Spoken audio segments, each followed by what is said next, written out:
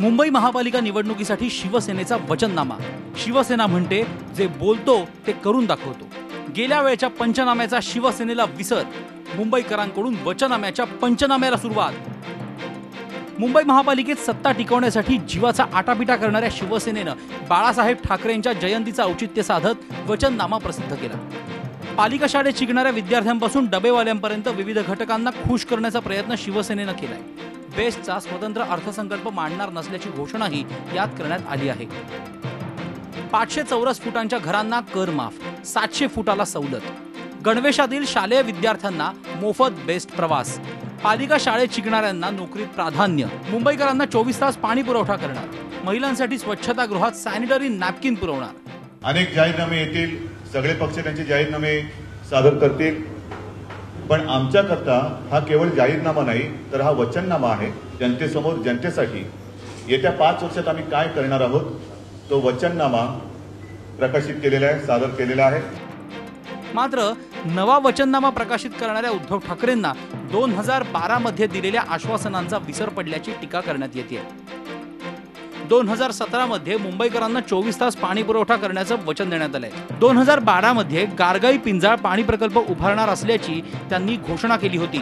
मात्र सद्यस्थिती अशी आहे की हा प्रकल्प अजूनही अपूर्णच आहे। 2017 मध्ये शालेय विद्यार्थ्यांना मोफत बेस्ट प्रवासाचं आश्वासन दिलंय। 2012 मध्ये एसी बसेस वाढवण्याचं वचन दिलं होतं।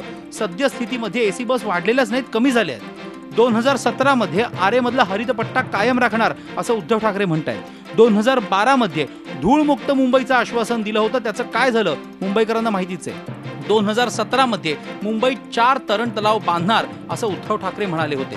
2012 मध्ये महापालिकेची क्रिकेट अकादमी सुरू करणार असं आश्वासन देण्यात आलंय। सद्यस्थिती म्हणजे ही अकादमी अजून सुरूच झालेली नाही। 2017 मध्ये जेनेरिक औषधांची केंद्र उभारण्याचं आश्वासन दिलंय। 2012 मध्ये मलनिस्सारण प्रकल्प उभारणार असल्याचं उद्धव ठाकरे म्हणाले होते। सद्यस्थितीत हा प्रकल्प अजूनही अपूर्णच आहे। 20 वर्षों तक लगातार शिवसेना बीजेपी ने मुंबईकरों को सही रास्ता देने में फेल हुई है और ऊपर से झूठ बोला जा रहा है। और इसका कारण यह है कि रास्ते में जबरदस्त घोटाला होता है। शिवसेना के इस फर्जी वादे के चक्कर में न पड़े। जब 20 साल पानी नहीं दे पाए तो अब आने वाले दिनों में पानी देने की इनकी हैसियत नहीं है, इनकी औकात से बाहर की चीज है। शिवसेनेनं 2012चा वचननामा पाहिला तर त्यातल्या अनेक गोष्टी सुरूही झाल्या नाहीत असं त्यांच्या लक्षात येईल। कचऱ्यापासून वीज निर्मिती प्रकल्प अजूनही कागदावरच आहे। राणीच्या बागेत आंतरराष्ट्रीय दर्जाचं प्राणी संग्रहालय झालेलंच नाही। पवई उद्यान परिसर पर्यटन स्थळ म्हणून विकसित झालं नाही।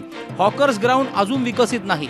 मुंबई रत्न, मुंबई भूषण पुरस्कार अजून सुरू झाले नाहीत। ब्रिमस्टोवॅड प्रकल्पाची बरीचशी कामं अजूनही अपूर्णच आहेत। पब्लिक मेमरी शॉर्ट असते असं बहुधा शिवसेनेचा समज असावा, पण 5 वर्षांपूर्वी दिलेली आश्वासनं मुंबईकर अजून विसरलेले नाहीत। त्यामुळे शिवसेना जे बोलते ते खरंच करून दाखवणार का असा प्रश्न मुंबईकरांना पडलाय। कृष्णा पाटीलसह दिनेश दुखंडे, झी मीडिया, मुंबई।